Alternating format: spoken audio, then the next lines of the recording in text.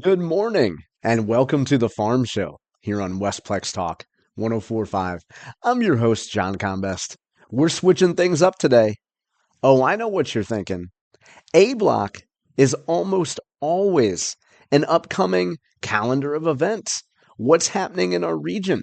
What's happening in the state? Maybe a little policy thrown in. And in B Block, we usually talk about production. C Block, the third segment of our show, is usually a little bit of policy and then talking about production and profits, but not today. Now in B Block, that's our second segment, we will be discussing production.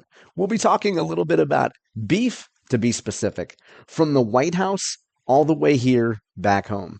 And in C Block, we'll talk about a number of events happening right here close to home and throughout the state of Missouri. But to switch it up, we're going to start off with a conversation that we had last week.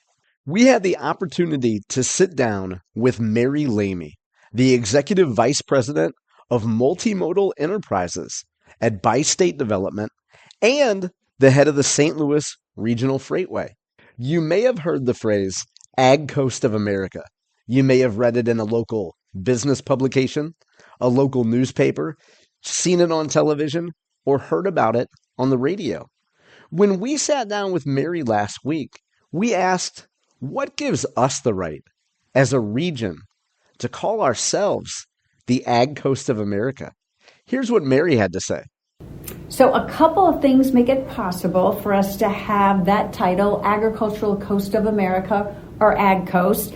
First thing is St. Louis region. We are located at the confluence of the Mississippi, Missouri, and the Illinois rivers.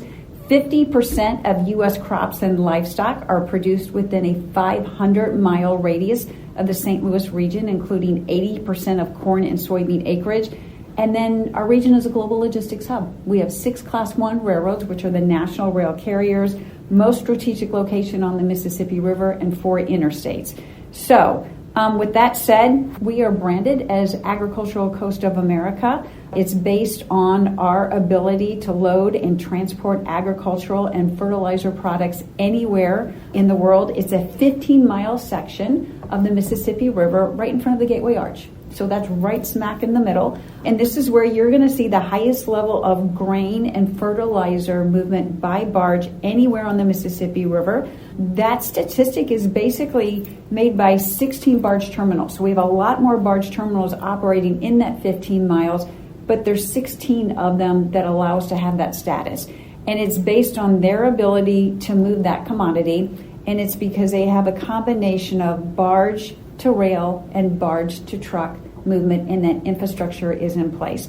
And for that rail component, it's the very long trains that they have the infrastructure that allows them to come in. So you may not actually see a coast in the traditional oceanfront sense, but the St. Louis region functions as an agricultural coastline where crops from all over the world are being transported.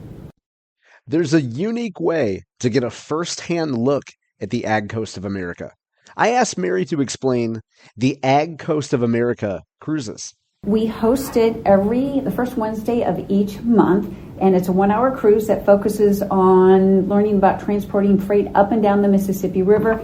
Guests will be able to see firsthand why our region is the most efficient inland port in the nation. And you're also going to get an up-close look at the region's multimodal freight network. And so our riverboat captain is going to point out a lot of the different features. So he's going to identify, he or she is going to identify, there's the Merchants Rail Bridge, there's the MacArthur Bridge. Those trains that you see moving over that bridge are headed to these barge terminals that you see. And you can see the conveyor belts that are moving the corn and the soybeans from a train onto a barge. Or maybe it's a barge on that conveyor belt to a truck. You'll be introduced to the different ports. And so basically you're able to see firsthand global commerce.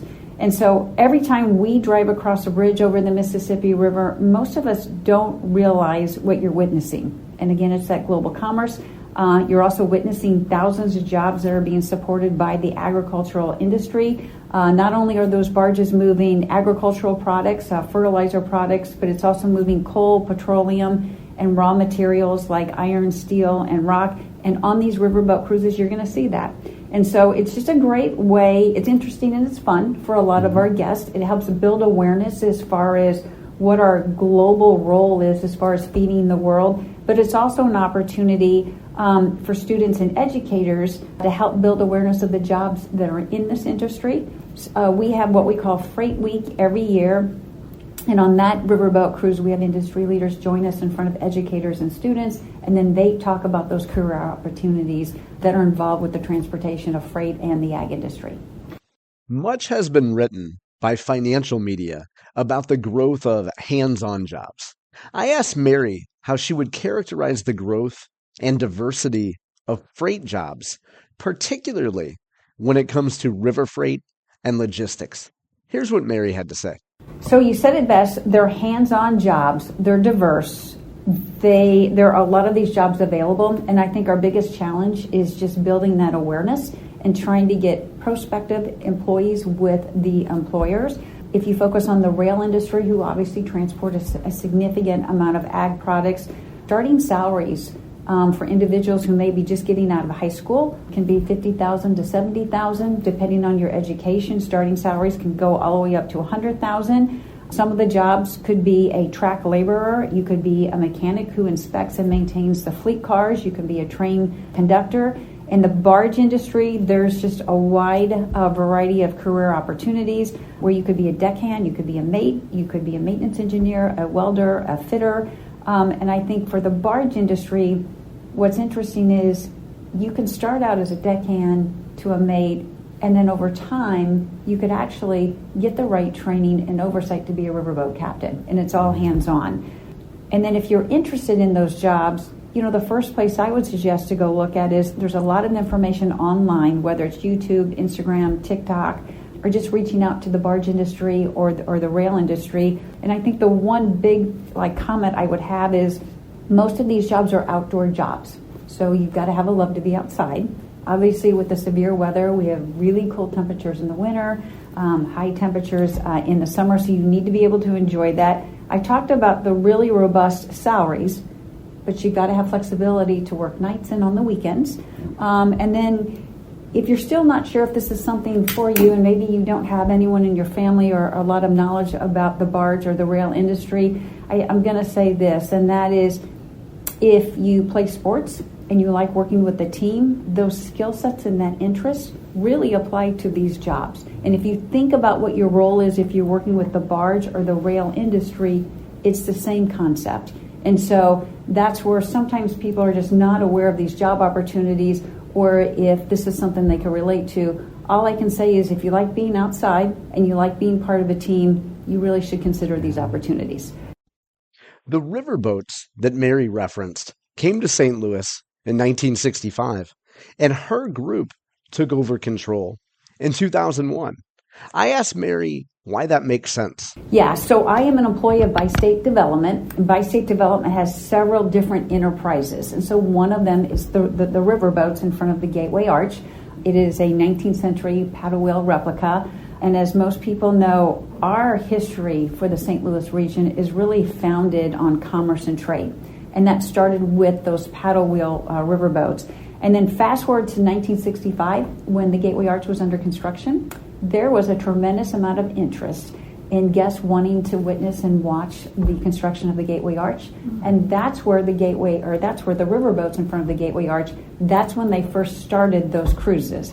And then fast forward to 2001, there was a point in time they were owned by a private entity, and they basically went bankrupt. And that's where our elected leaders on both sides of the river recognize that those riverboats really serve a vital role as far as tourism and representing this robust history that we have as far as the river.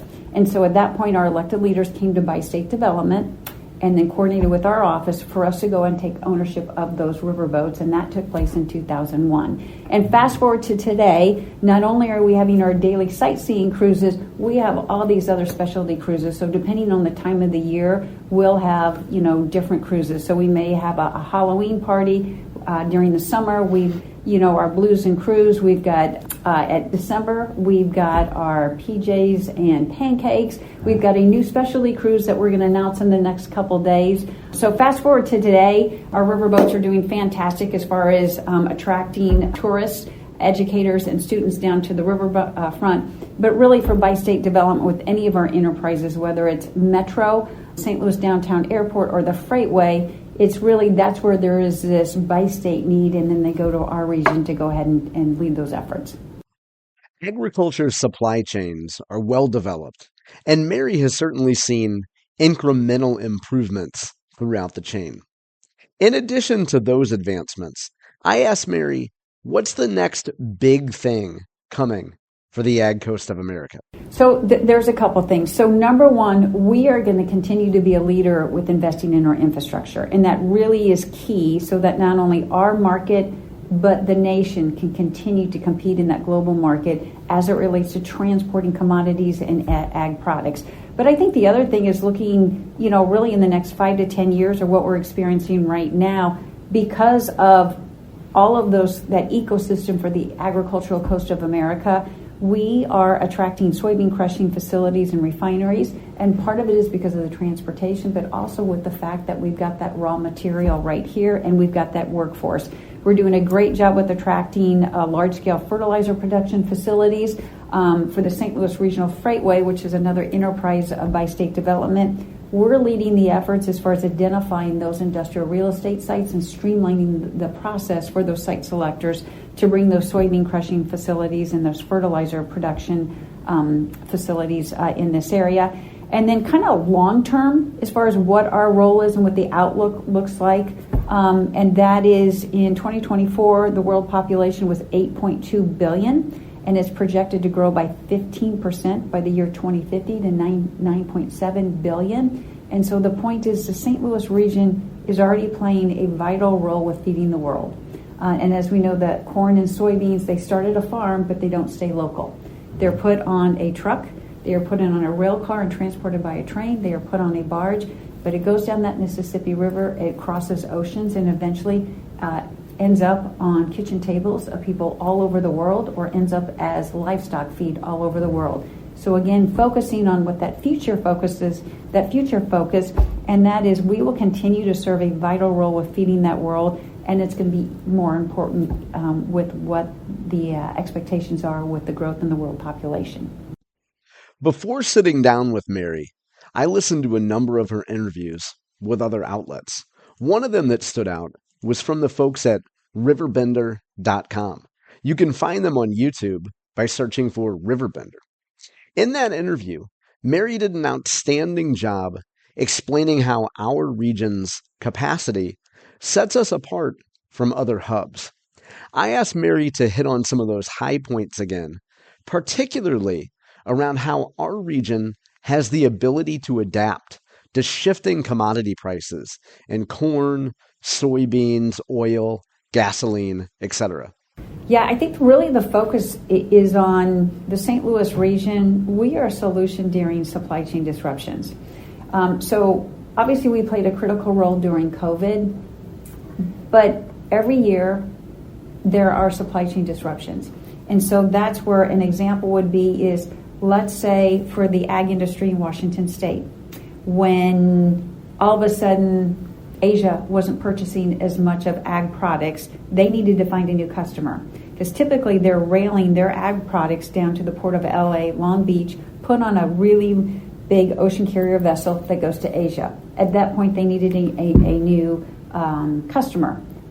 Because of the rail connections that St. Louis offers, we have direct connectivity from Washington State via rail to come to downtown St. Louis. Because of the infrastructure that we have, they were able to efficiently move it on a barge where it went down the Mississippi River and went to Egypt. That flexibility for a trader or a shipper to have is really key. And so it's hard to predict what those disruptions are going to be, but if you have that redundancy in your system and that flexibility, not only does it help the nation, but it allows us to compete in that global market. Same thing applies, as simple as far as when gas prices go up or down. That shipper maybe that barge is coming to the St. Louis area, And because gas prices all of a sudden go up, maybe once that barge gets here, they decide, I'm going to put it on a train. For the St. Louis region, that's a reason why you want to come to St. Louis. And that's because you've got that flexibility, or vice versa. If gas prices drop down, maybe you're going to put it on a truck instead. So it's that modal flexibility that businesses can count on. And where should people go if they're looking for more information? So if you're interested in any of our riverboat cruises, you can contact us at 877-982-1410 to purchase tickets, or you can contact us online at thegatewayarch.com/riverboats. Or if you're interested in the St. Louis Regional Freightway and more information about our infrastructure and the Ag Coast of America, you can visit us at thefreightway.com. Once again, that was Mary Lamie, the Executive Vice President of Multimodal Enterprises at Bi-State Development. In addition to the websites that Mary mentioned, there's also a national nonprofit that connects students to careers on the waterways. They have a website called WeWorkTheWaterways.com, where you can find more information about a career in the maritime industry. When we come back, B Block. B is for beef this week. You know, President Donald Trump had a lot to say about beef. How did Missouri and the national beef industry feel? Spoiler, not very good about it. We will discuss that national and international beef news, a little bit of local beef news, and then Angus news from across the state. You're listening to The Farm Show. That's Farm and Ranch, Missouri, on Westplex Talk 104.5. We'll be back right after this.